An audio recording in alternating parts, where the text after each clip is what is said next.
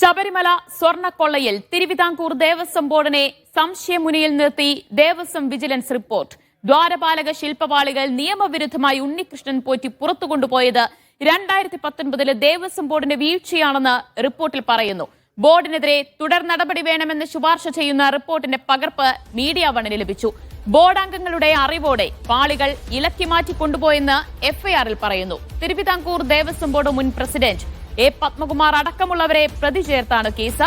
നിയമവിരുദ്ധമായി ഒന്നും ചെയ്തിട്ടില്ലെന്ന് എ പത്മകുമാർ പറഞ്ഞു.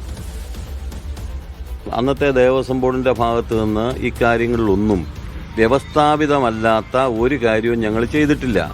അതെന്താ അതിന്റെ എഫ്ഐആറിൽ അങ്ങനെ ഉണ്ടെങ്കിൽ അതിന്റെ മറുപടി പറയേണ്ടടുത്ത് പറഞ്ഞിട്ട് അത് അവസാനിപ്പിക്കാൻ വേണ്ടിയിട്ടുള്ള കാര്യങ്ങൾ ചെയ്യും. ഈ പറഞ്ഞ കേസിനകത്ത് അന്നത്തെ ഭരണസമിതി ഉൾപ്പെട്ടിട്ടുണ്ടെങ്കിൽ തീർച്ചയായിട്ടും നിയമപരമായി അക്കാര്യത്തെ നേരിടും. ഞങ്ങളുടെ ഭാഗത്തൊരു തെറ്റും ഉണ്ടായിട്ടില്ല.